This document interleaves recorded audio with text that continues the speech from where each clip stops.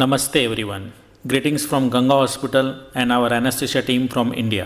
Today I am delighted to present on dual subsartorial block, a novel motor sparing block for total knee orthoplasty, highlighting the rationale behind our approach and its transformative impact on TKA surgeries. I also view this as an opportunity to proudly represent my country by highlighting a local technique and advocating for vocal for local, further extending it to local to global. Before we proceed, I affirm that there are no conflict of interest or external sources of funding influencing this presentation. The visuals used are primarily from my own published work across various articles and chapters.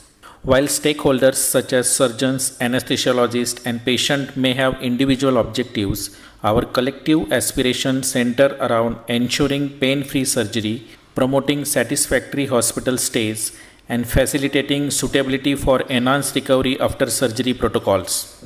Let's embark on this journey of dual subsartorial block that began in June 2017, fueled by the passion for innovation and driven by the quest for better patient outcomes.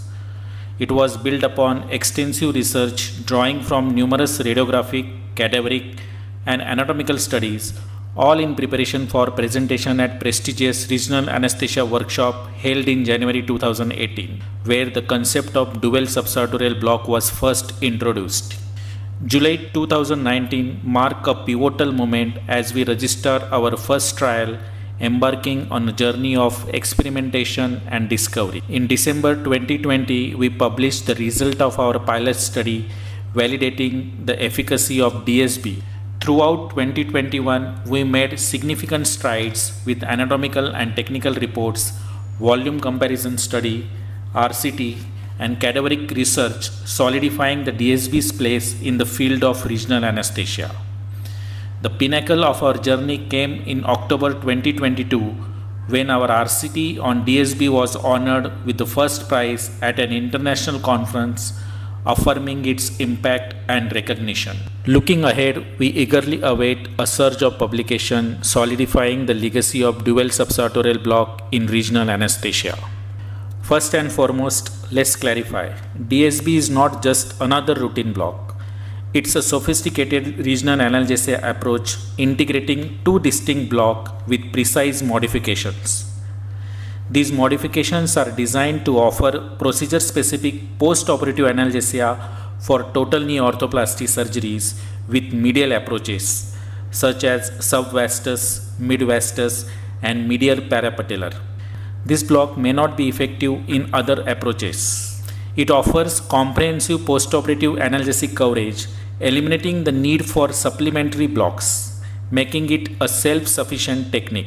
Therefore, caution should be exercised to avoid administering DSB in conjunction with other RA techniques, safeguarding its efficacy and promoting patient safety. Precise administration of sequential injection is essential for achieving the desired effect and optimizing the distribution of anesthetic solution. DSB is administered in the immediate postoperative period after surgical dressing. Being an ultrasound-guided regional anesthesia technique, DSB requires a high-frequency linear probe with sterile covers in conjunction with 100 mm block needle. Optimal results are achieved with a combination of 30 to 40 ml of 0.2% ropivacaine and 4 to 8 mg of dexamethasone as an adjuvant. This technique entails two injections administered at two distinct locations, hence termed as dual, beneath the common muscular landmark sartorius, thus designated as subsartorial. The first step is identifying the apex of femoral triangle. This sets the foundation for accurate localization, ensuring optimal outcomes. Next comes the strategic deposition of local anesthetic solution into the distal femoral triangle and proximal adductor canal, lying just proximal and distal to the apex of femoral triangle. It's all about hitting those key spots with precision and purpose. Based on various research, anatomical correlations, and our extensive clinical experience with over 10,000 total knee orthoplasty cases since 2017, when we adopted DSB as our multimodal analgesia protocol, we have developed a strong confidence in its effectiveness. In my presentation, I aim to demystify the intricacy of DSB by emphasizing the importance of understanding the relevant anatomy, sonoanatomy and drug spread pattern in the thigh region. Knee joint innervation is divided into two components. Anterior knee innervation derived from the lumbar plexus through its major branches.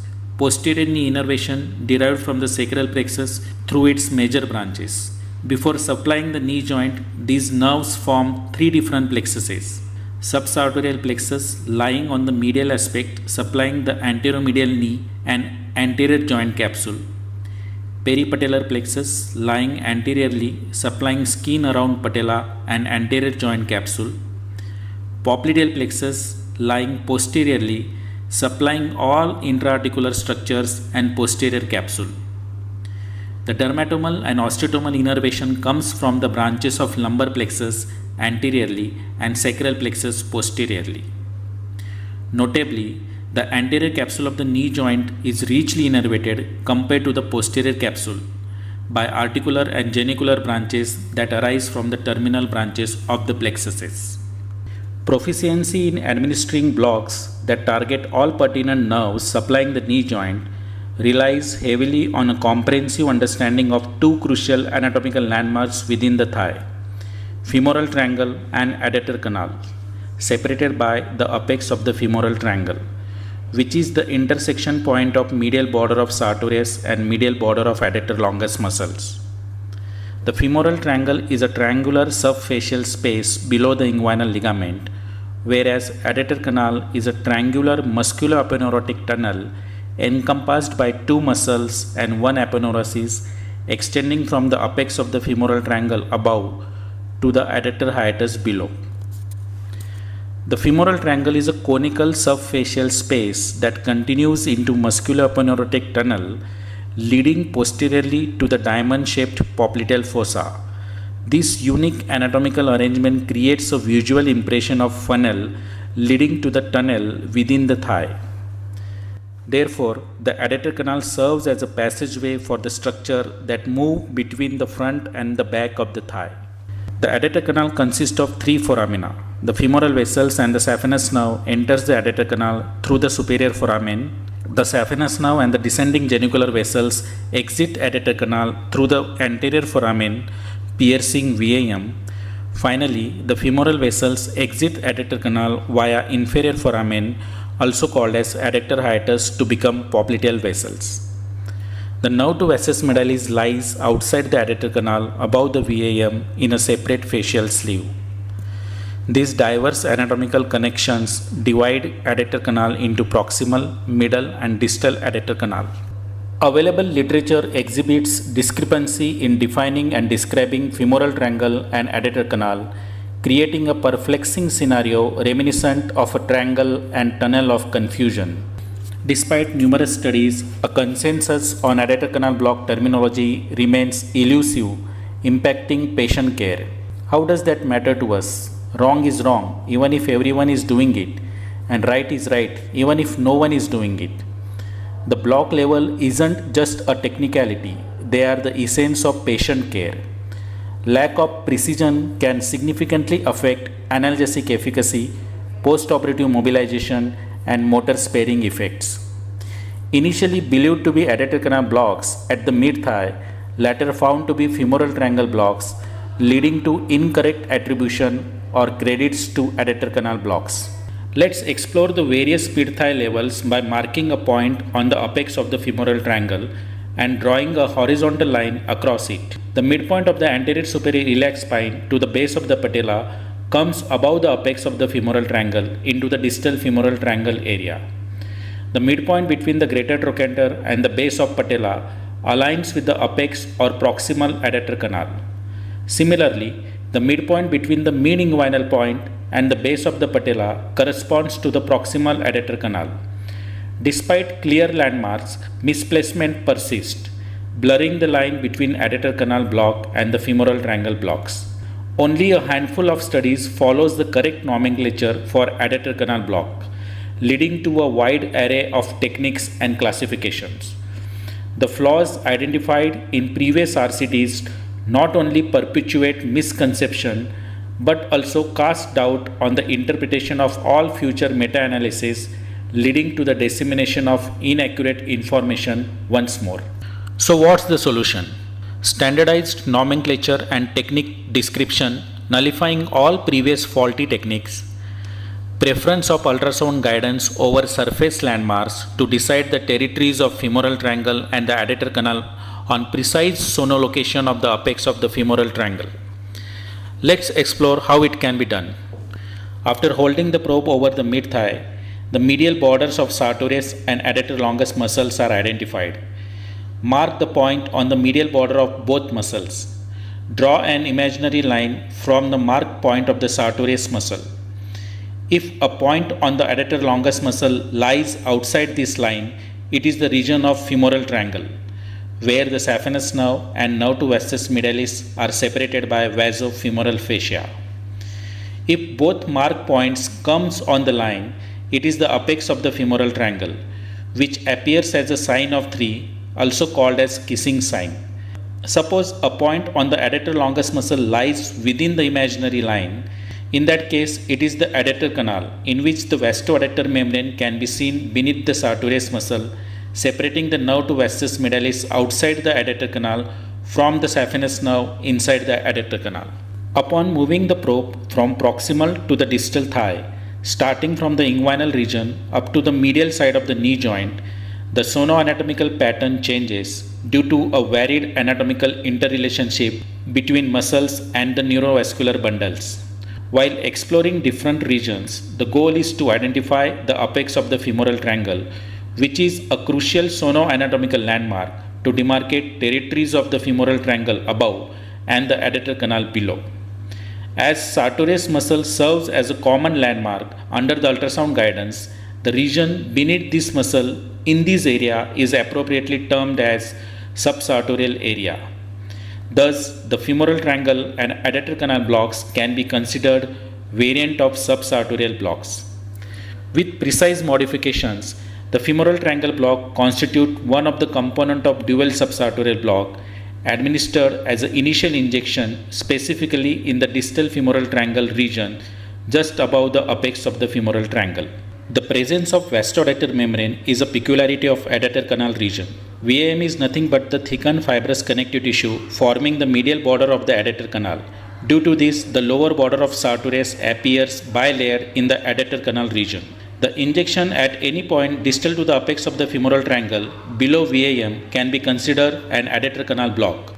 However, the involvement of neuronal components will be varied at various locations.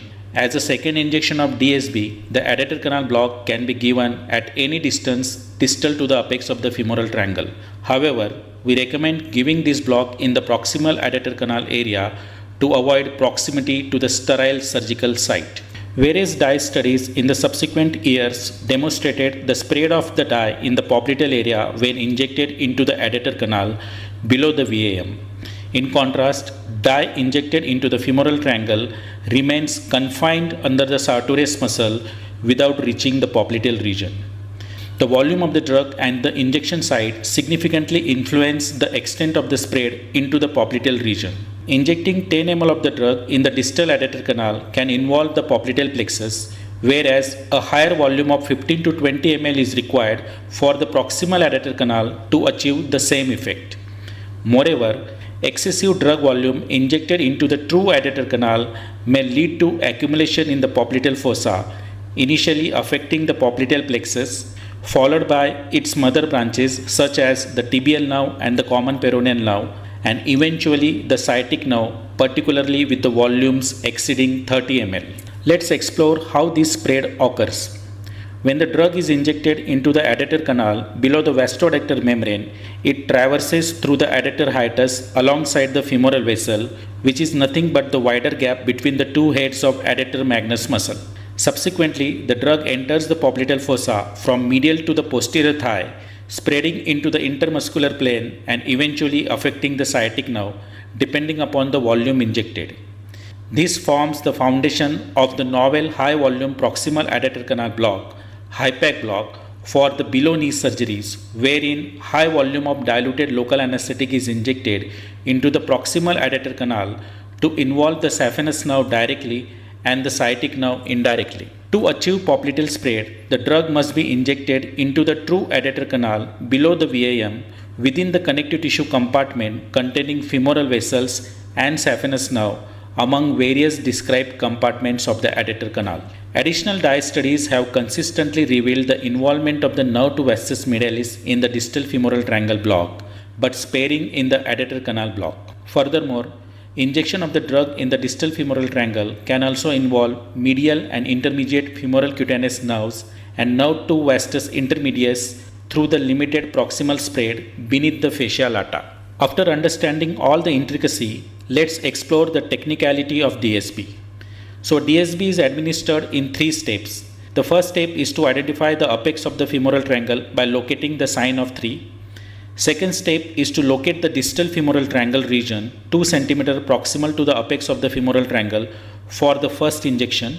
The third step is to locate the proximal adductor canal region 2 cm distal to the apex of the femoral triangle for the second injection.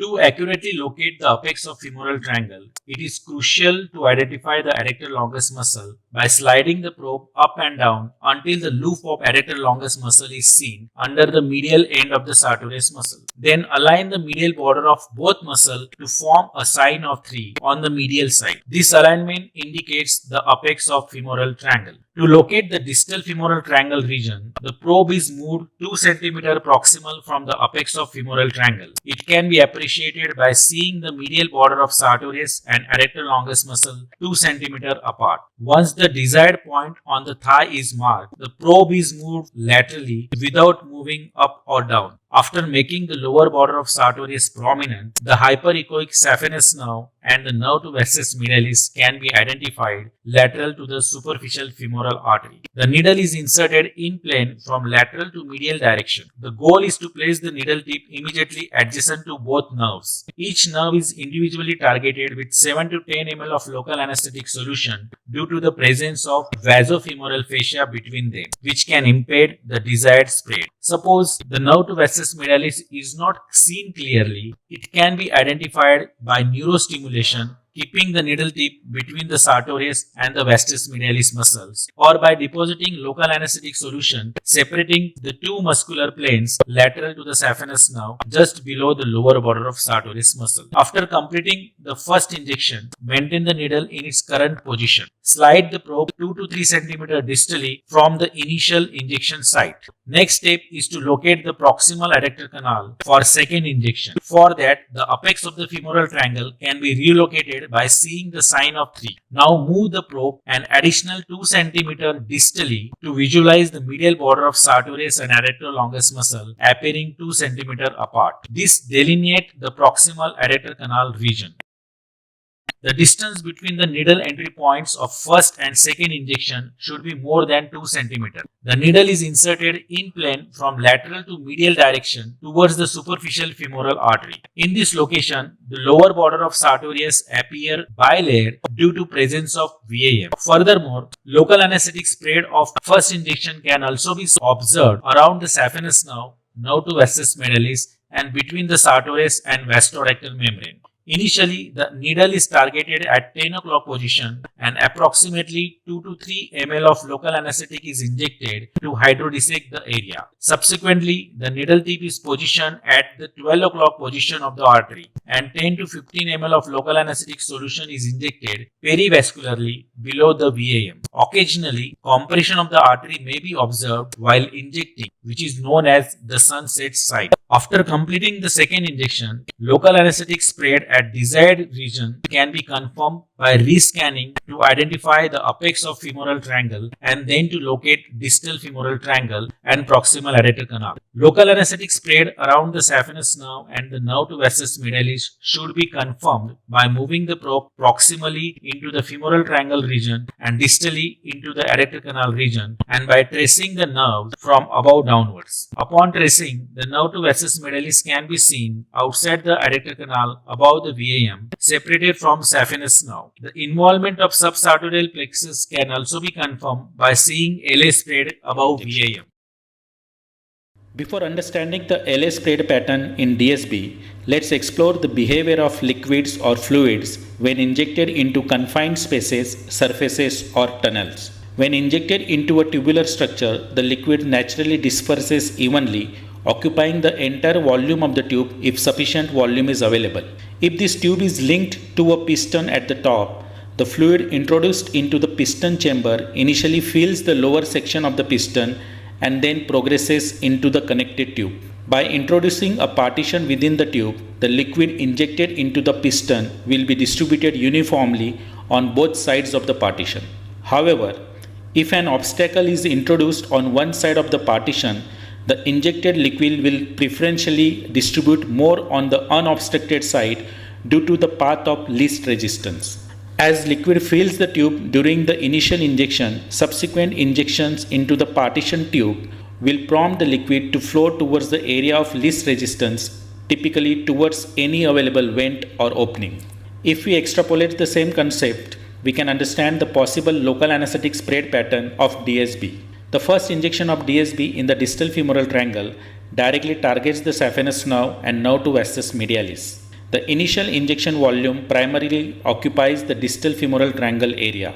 Consequently, some portion of the drug disperses proximally within the femoral triangle, while another fraction enters the adductor canal alongside the femoral vessels. The majority of the drug flows towards the area of least resistance, progressing distally beneath the sartorius muscle but just above the VAM. The spread within the femoral triangle region directly involves the saphenous nerve and nerve to vastus medialis, along with the medial portion of the peripatellar plexus, due to the proximal dispersion, whereas distal spread above the VAM involves the subsartorial plexus. During the second injection of DSB, the spread pattern of the first injection can be visualized under the ultrasound. The remaining volume of adductor canal is predominantly filled by delivering LA perivascularly beneath the VAM. Any excess volume subsequently passes through the adductor hiatus, extending into the popliteal region to involve popliteal plexus. Therefore, the combined effect of both injections can effectively target all necessary procedure-specific innervations when administered in the correct sequence and volumes. A similar drug spread pattern with the involvement of neural components was aligned with our unpublished cadaveric studies. The clinical findings of our published volume comparative study and unpublished RCT further support this observation. Additionally, our RCT demonstrated superior analgesic profile of DSB compared to femoral triangle or adductor canal block alone, along with a non-inferior motor sparing effect. Such spread pattern result in sensory blockade over the anteromedial aspect of the knee up to the tibial tuberosity, medial retinacular complex, and intra-articular region, with the exception of skin over the anterolateral aspect of the knee, which is supplied by the lateral half of the peripatellar plexus, and posterior aspect of the knee, which is supplied by the posterior femoral cutaneous nerve. DSB is categorized as a procedure-specific block that involves both anterior and posterior knee innervations, effectively addressing the innervation of all post-operative pain generators. Notably, the pain-generating components differ before and after surgery. Preoperatively, intra-articular components dominate pain generation due to inflammation from the osteoarthritic changes in the joint. However, after TKA, all intra-articular pain-generating components are excised and replaced by non-neural and non-vascular implants. Thus, postoperatively, extra-articular components over the anteromedial surgical dissection area, which was healthy before surgery, dominate pain generation more than the intra-articular components. However, the pain-generating components of the orthoscopic knee surgery are mainly intra-articular, requiring similar analgesic coverage. Among all RA options from center to periphery for total knee orthoplasty, the analgesic coverage of each motor sparing and ERA-suitable regional analgesia techniques differs. By involving both anterior and posterior pain generators, the analgesic coverage of DSB appears more procedure-specific than other available options. Several factors contribute to the motor sparing effect of the DSB. First is target. DSB precisely targets the terminal branches of the nerves without compromising muscle strength. This precision is vital as each nerve not only carries sensory signals but also gives rise to numerous muscular branches crucial for maintaining the integrity of muscle function. Moreover, the choice of local anesthetic like ropivacaine enhances its motor sparing properties administered at low concentration of 0.2% to selectively target the outer sensory fibers of the nerve while preserving the core motor fibers. The volume of about 10 to 20 ml in the distal femoral triangle and 10 to 20 ml in the adductor canal region exhibited no clinical evidence of quadriceps weakness while effectively maintaining the analgesic efficacy. When combined with an adjuvant like dexamethasone, known for prolonging the duration of selective sensory analgesia, DSB balances effective pain relief and motor preservation. However, anatomical determinants also play a role in restricting the proximal spread of the drug in the distal femoral triangle. Factors such as conical arrangement of the thigh, increased muscularity proximally, gravitational effect, and relative resistance offered by the muscular thigh due to edema formation often induced by tourniquet use during surgery, all contributes to limiting the spread of the local anesthetic proximally in the femoral triangle. Therefore, considering both anatomical determinants and pharmacological factors, DSB emerges as a motor-sparing regional analgesia technique for TKA. Precision in modifications of injection techniques, precision in choosing target sites, precision in using fixed local anesthetic volume, type and concentrations, precision in targeting selective post-operative procedure-specific innervations, precision in achieving expected analgesic coverage without compromising the motor sparing effect, precision in post-operative rescue analgesia plan as per precise pain mapping makes the DSB a precision type of regional analgesia technique. When we compare DSB with other available and most discussed RA techniques, many factors like complete procedure-specific analgesia coverage without requirement of additional RA techniques, comparable motor sparing and opioid sparing effects, suitability to ERA's protocol, an anesthetist administered technique without any reported fatal side effects like last in LIA, DSB outweighs all available RA techniques. However, despite its novelty and relatively limited research, DSB warrants further discussion, studies, and evidence to establish its full potential. Thank you so much for listening.